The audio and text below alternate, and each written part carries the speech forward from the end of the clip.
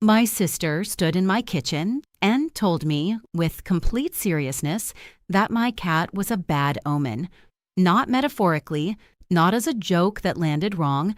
She stood there with her arms crossed and her face arranged in the specific expression she wore when she had decided something and was informing rather than discussing, and she said, "That cat is cursed.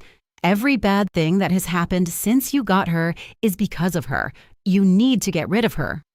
Her name was Vesper, my cat, not my sister. My sister is Diane, and she is 34, and she has a graduate degree and a career in healthcare administration, and she stood in my kitchen and told me my cat was a supernatural bad omen with the absolute conviction of someone who has reviewed the evidence and reached the only logical conclusion. I want to be clear about how seriously she meant it. This was not Diane being dramatic in the way that siblings are sometimes dramatic with each other. She had a list. An actual, literal list, not written down, but organized in her head and delivered in order, of things that had gone wrong in my life in the 14 months since I'd adopted Vesper. The job that hadn't worked out, the relationship that ended, the car that needed expensive repairs, the health issue that turned out to be minor but had required several worrying weeks and several doctor visits before it was established as minor. These things had happened. They were real things, and some of them had been genuinely hard. But they were not, I felt confident, the fault of my cat. What happened the following month proved that in the most specific, most powerful way I could have imagined. I need to take you back to the beginning, because the beginning is where Vesper is, and the beginning is where everything makes sense. Vesper was a black cat. Completely, unreservedly, not a white hair anywhere black, with eyes that were a very dark green, not the bright, vivid green of some cats, but dark green, the color of deep water over a rocky bottom, the color of pine forests in December. She had a small, precise face and ears that were slightly more triangular than round, and a way of sitting that made her look like something from an illustration, contained, deliberate, aware of every line she was making. She was 3 years old when I adopted her. She had been in the shelter for 7 months, which was, the intake coordinator told me when I asked, a function of color and superstition. Black cats have the hardest time getting adopted. They photograph poorly in standard shelter conditions. The black absorbs the light, the details disappear, the eyes catch oddly in flash photography. And then there are the people who have the kind of superstition my sister turned out to have, who avoid black cats with a wariness that is ancient and irrational and deeply embedded in certain cultural frameworks. I have never been a superstitious person. I have always found the black cat thing specifically unfortunate, that the animal least likely to be chosen is often the one sitting calmest, the one who is most settled in itself, the one who has had the most time in the long shelter months to become exactly who it is. Vesper had become exactly who she was. 7 months in a shelter had not made her anxious or withdrawn or difficult to read. It had made her still, precisely still, in the way of something that has learned to be entirely present in a limited space and carries that quality of presence with it when the space expands. She looked at me from the back of her kennel with those dark green eyes, and I said, "I'll take her." The intake coordinator warned me, as shelter coordinators sometimes do about black cats, that some people found them a lot, that some people felt them to be unsettling. I said I understood and took her home, and that was the beginning of 14 months of my life that Diane had now organized into a case against my cat. Let me tell you about those 14 months, because they deserve honesty. The job that didn't work out. I had taken a role that seemed right on paper and proved wrong in practice, with a company culture that was not what it had appeared during the interview process. Leaving after 6 months felt like failure, but it was the right decision. And what followed it was a period of freelancing that was hard financially and also revealed to me what kind of work I actually wanted to do. The job not working out was not a catastrophe. It was a correction. but it came with the particular sting of things that feel like failure before they reveal themselves as something else. The relationship that ended. I had been seeing someone for 8 months, and it had ended in October, in the way that relationships end when two people are genuinely incompatible in ways they didn't fully register at the beginning.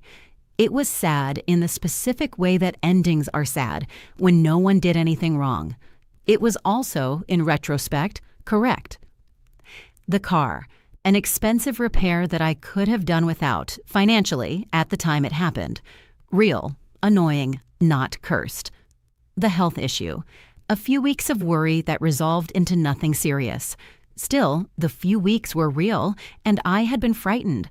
And when you are frightened about your health, everything around that period is tinted by the fear. These were real things. I'm not going to minimize them. But looking at them now from the other side of what happened, they look like the ordinary weather of a life that is in the process of becoming something better. The discarding of things that weren't right to make room for what is. Vesper was present for all of them. She was present the way she was present for everything. Still, watchful, warm in the evenings when I needed warmth, available in the specific way of an animal that has no agenda except being near you. The night the job fell apart, she slept on my chest. Not my lap, not my feet, on my chest, her small weight pressing on the specific place where grief and stress settle. She stayed there for 2 hours. The night after the relationship ended, she sat on the kitchen table while I was on the phone with Diane, and she looked at me with those dark green eyes with the specific look of someone who was paying full attention to everything being said. I found this comforting. Diane found it unsettling. "She just stares," Diane said once about Vesper, "like she's watching something you can't see." "She's watching me," I said. "That's not better," Diane said. I didn't know this would change everything. Diane's conviction that Vesper was bad luck had been building since shortly after the adoption. She had never come out and said it directly in the early months. She had circled it with comments about black cats and timing, and whether I'd considered that the energy of a black cat might not be compatible with the energy of my current life phase, which was a kind of language Diane used that I found both interesting and maddening, because she was a healthcare administrator who would have absolutely rejected this framework in a professional context. The direct statement, the thing she said in my kitchen, came in month 14, after all 4 of the things on her list had accumulated. She came over on a Sunday afternoon with the specific energy of someone who has been building towards something and has decided today is the day they say it. Vesper was on the kitchen counter when Diane arrived. This was allowed, my kitchen, my cat, my rules. And Diane made the specific sound she made for things that affirmed her existing positions. "You let her on the counter," Diane said. "She lives here," I said. Diane put her bag down with the deliberateness of someone preparing to make a case. "Can we talk about Vesper?" I felt the particular internal posture of someone who knows what's coming. "If you need to," I said. What followed was the list. Delivered with genuine care, I want to be fair about this, with the care of an older sister who believes she is doing something necessary, who believes she is protecting me from something, but also with the complete confidence of someone who has assembled circumstances into causation and is not open to the argument that correlation and causation are different things. She ended with the direct statement, "The cat is cursed. You need to get rid of her." Vesper, through this entire speech, sat on the kitchen counter and looked at Diane. Those dark green eyes, the particular quality of her attention that Diane found unsettling and that I found, had always found, the most comforting thing about her. She wasn't disturbed by the speech being made about her. She was watching. "No," I said when Diane finished. "I'm worried about you," Diane said. "I genuinely am." "I know," I said, but the answer is still no. Every major bad thing that has happened to you in the last year has also been the thing that was getting me to something better, I said. The job led me to freelancing, and I've been happier since. The relationship ending was correct. The car got fixed. The health thing was nothing. You can't see it because you're too close, Diane said. Or you can't see it because you've decided what the pattern is, I said. We looked at each other. The specific look of sisters who have had a version of this conversation before, who know each other's positions, who love each other enough to keep having it. I'm not getting rid of Vesper, I said. She's mine. She's a good cat, and I don't believe in curses. Diane looked at Vesper one more time. Vesper looked back. Then Diane picked up her bag. I hope you're right, she said, and she left. Vesper watched her go. Then she walked across the counter and sat directly in front of me and looked up at me with those dark green eyes. You're not cursed, I told her. She blinked slowly, once. What happened next still haunts me. The month between Diane's speech and the thing that happened was a month in which I thought about curses more than I expected to. Not because I believed it. I want to be clear about that. I did not then and do not now believe that my cat was a supernatural bad omen. But there is something that happens when someone you love says something with complete conviction. It lives in you even when you disagree with it. It surfaces in the quiet moments. It asks to be examined.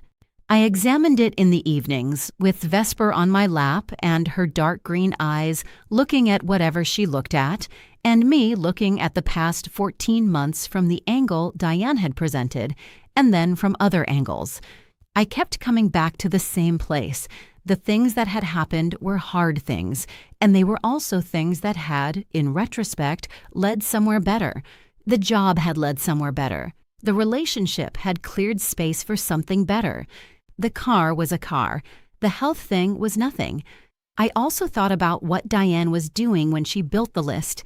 She was doing something we all do, finding a pattern in circumstances that feel connected because they are temporally connected, but are not causally connected. The human brain is an extraordinary pattern finder. It is also, for this reason, not always trustworthy about what the patterns mean. But I thought about something else too in those evenings. I thought about Vesper's attention.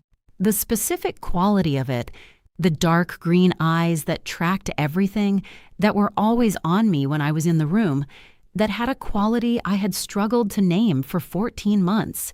Not predatory, not anxious, just fully present, attending in the fullest sense. She was always attending. What was she attending to? I didn't have the answer yet, but I thought about the question. And then, one Tuesday in February, Diane called me. Her voice when I answered was wrong immediately. Not distressed, which would have been dramatic. Diane was not a dramatic person in her voice, even when things were dramatic. But off. Slightly off in the way voices are off when something real has happened and the person is managing. Can you come over? She said. She stopped. Can you just come? Of course, I said. Right now? Yes, she said. I drove to Diane's house. Vesper watched me leave from the window, which she always did. She had a windowsill she had claimed on the front side of the apartment that gave her a view of the parking lot, and she sat there when I left and watched my car go. Diane's house was 20 minutes away. I got there in 15. What happened next still haunts me. Diane was at the kitchen table when I came in.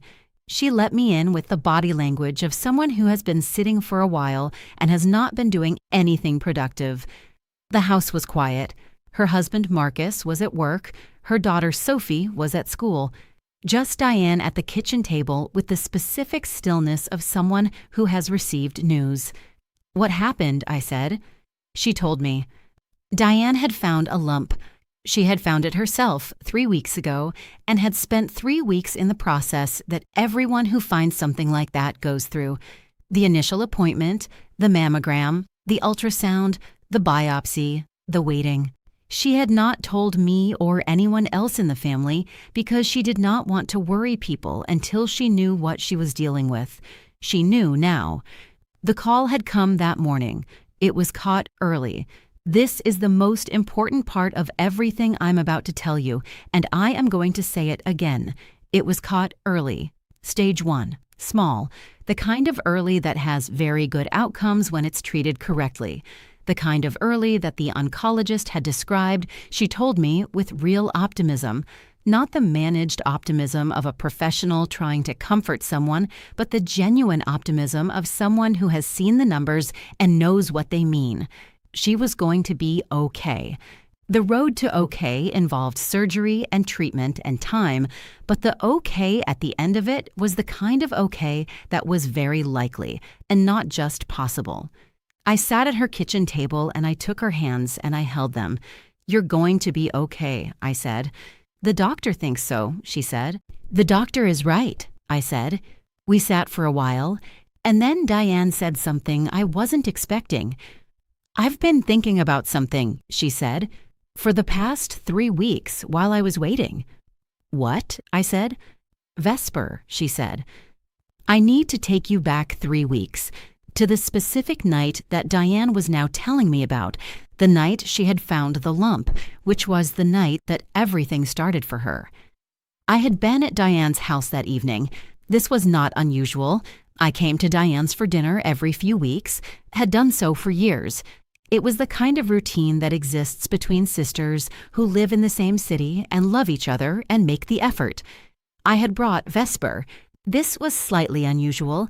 I didn't normally bring Vesper to Diane's, partly because of the logistics of transporting a cat, and partly because Diane's reaction to Vesper was complicated.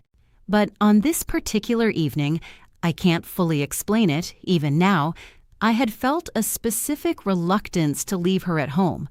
Not for her sake, more like I felt, in the inexplicable way you sometimes feel things, that she should come. I had brought her in her carrier, and Diane had received this with the particular restraint of someone who has objections but is choosing not to voice them on this occasion. We had eaten dinner. Marcus had been present and was always easier about Vesper than Diane. He found her interesting in the way of someone who didn't have a position about her and was therefore free to just observe.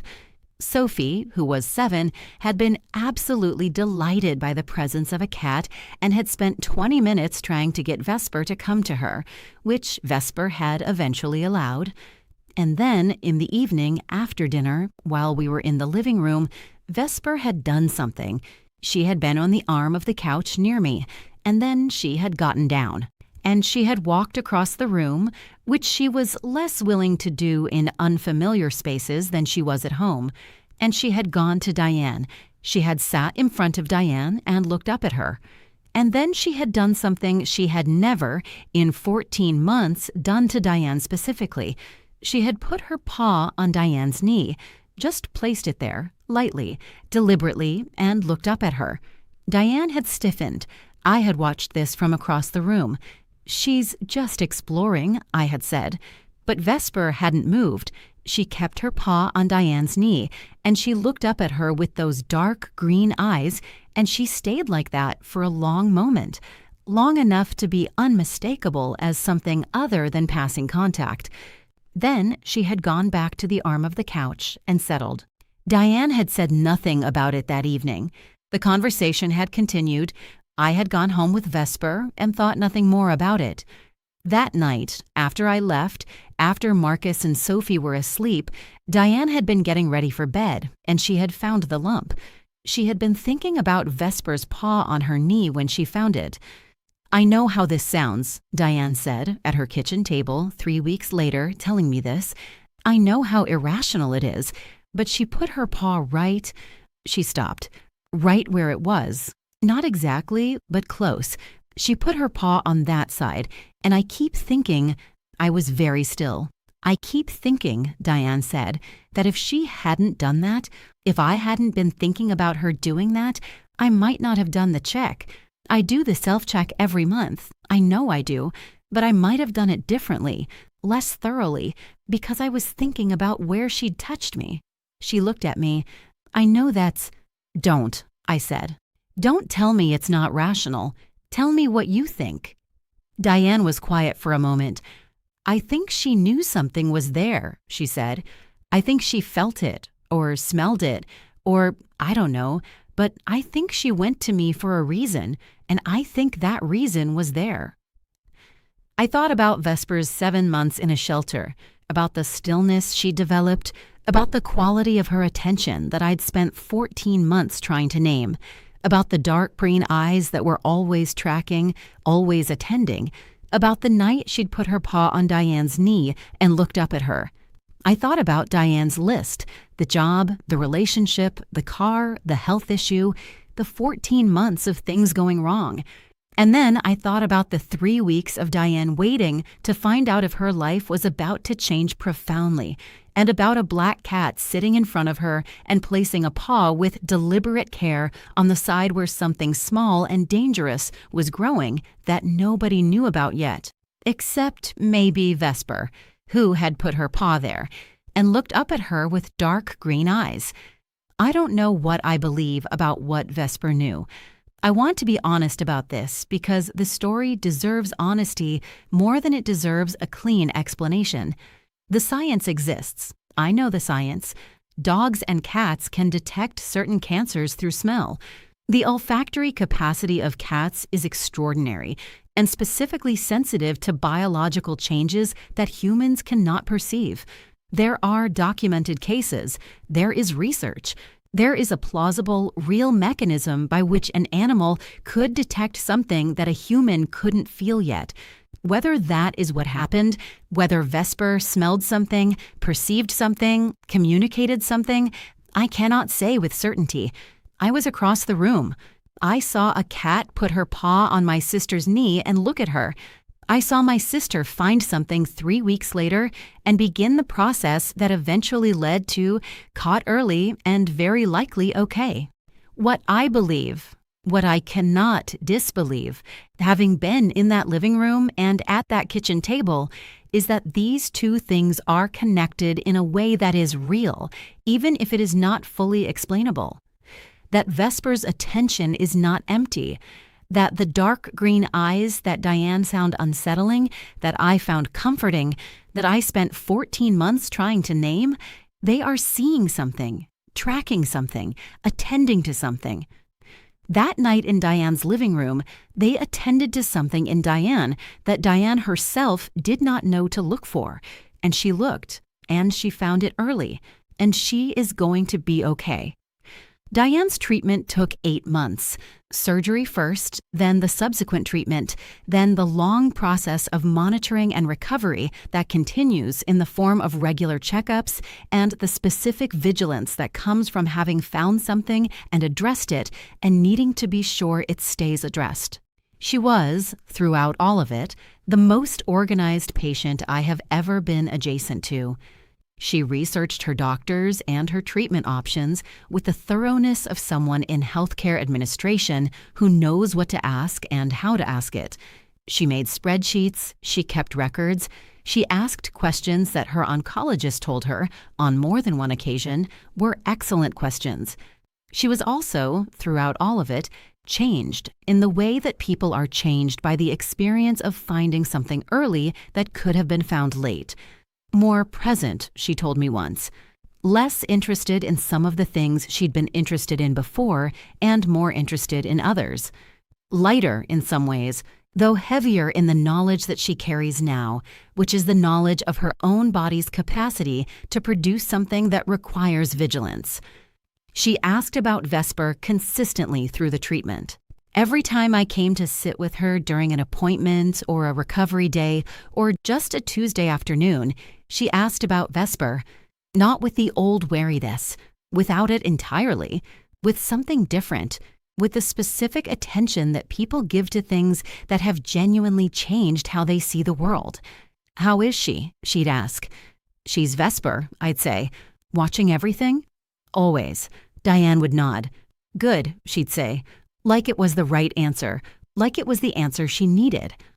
The conversation that I count as the real reckoning happened about 4 months into Diane's treatment. We were at her kitchen table, the same table as the conversation where she'd told me where the whole thing had turned. She was having a better week. The treatment had a rhythm to it by then, and there were better weeks and harder weeks, and this was one of the better ones. She said, "I need to say something about Vesper." "Okay," I said. "I said she was cursed," Diane said. "You did?" "I said every bad thing that happened to you in the past year was because of her." "You did, and I had a whole list," she said.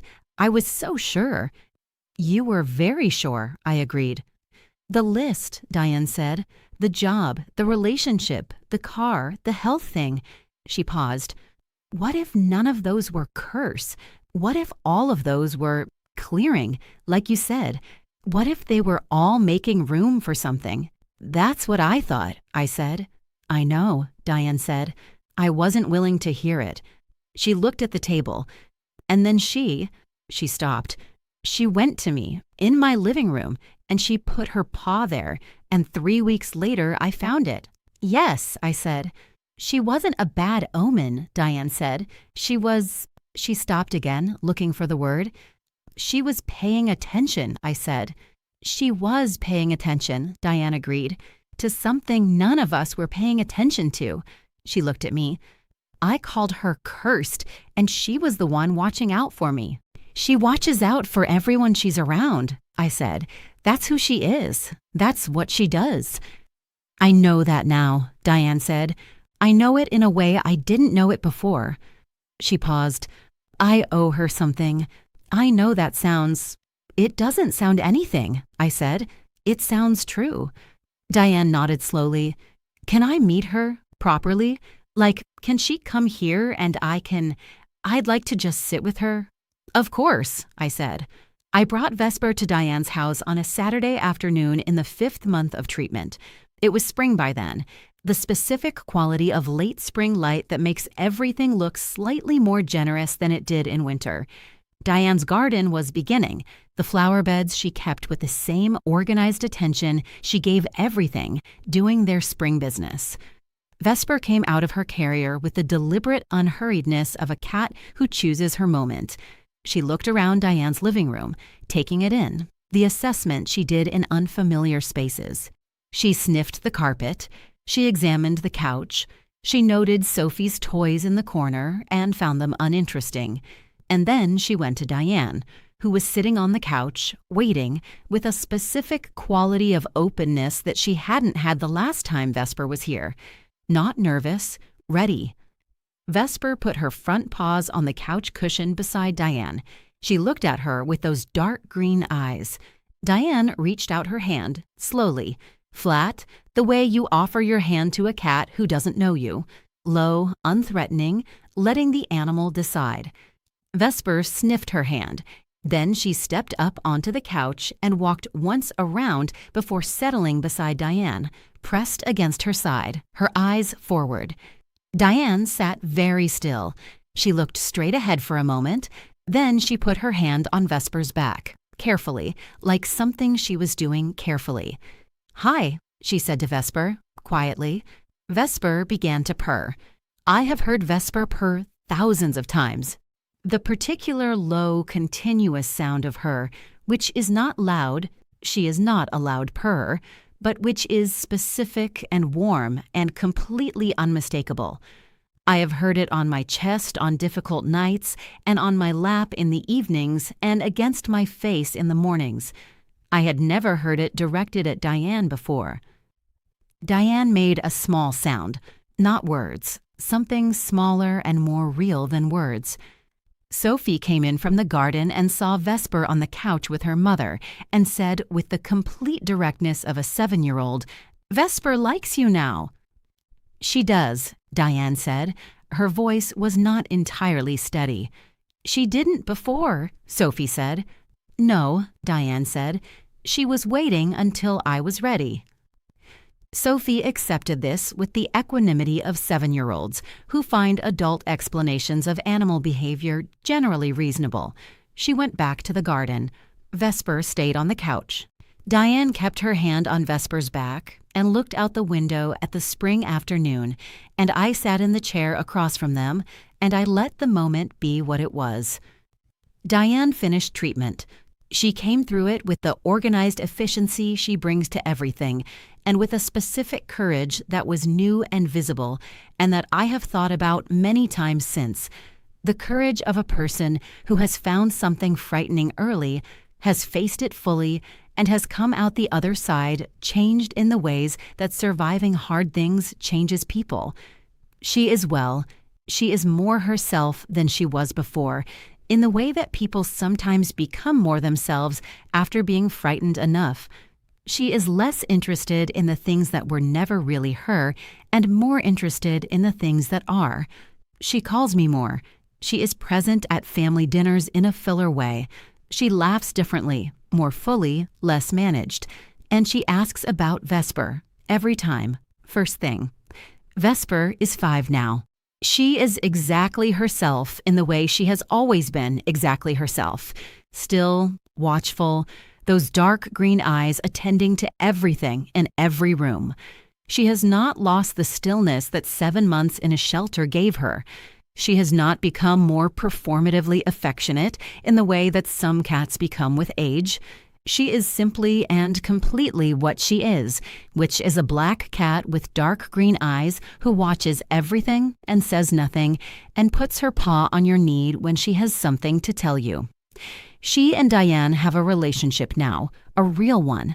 Diane brings her things when she visits, specific things, the right treats, a toy she researched and found. She sits with Vesper when she comes over, in the patient, quiet way of someone who has learned how to receive what Vesper offers, which is not performance or affection in the conventional sense, but the specific warmth of complete, unwavering attention. Diane has said, more than once, that she thinks Vesper is the reason she's here. Not the only reason. She is careful about this, as she is careful about most things, and she knows that the mammogram she did herself that night was the reason the doctors were able to catch it early and treat it effectively. But she was thinking about Vesper's paw when she did the check that night. She was thinking about the specific place Vesper had touched. She was more thorough because of it. "Maybe it's the same thing," she said once when we were talking about it. "Maybe she did what she did and I did what I did, and they can't be separated." "Maybe," I said. "Either way," Diane said, "she's not cursed." "No," I said. "She's the opposite," Diane said.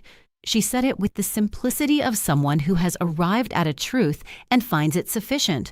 She's the opposite of cursed. I think about the word cursed, about what Diane meant by it and what she was really describing. She was describing the discomfort that some people feel in the presence of Vesper's attention. The unsettlingness of those dark green eyes that miss nothing and manage nothing and simply receive everything they observe. The unease of being watched by something that is not watching you in the way people watch each other, through the filters of politeness and performance and social expectation, but watching you in the complete, unmediated way of a creature that simply sees. This unease is real. I felt it too in the early weeks, before I learned to recognize it as something different from unsettling. It is the feeling of being truly seen, of having your performance set aside by a presence that isn't participating in performance at all, of being with something that has no agenda except to be present to what is actually there. That can feel like a curse if you're not ready for it. If you're not ready to be seen in that way, if you have things you'd rather not look at, things you'd rather manage from a distance, then the unwavering attention of a black cat with dark green eyes can feel like an accusation or an omen. But it isn't either of those things. It's just attention, complete and specific and without agenda. Vesper looked at my sister's knee. She put her paw there. She stayed. And my sister found something that night that needed to be found. The curse turned out to be care. The omen turned out to be attention.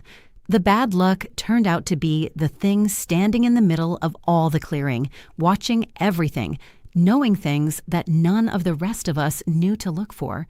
She was never cursed. She was never bad luck.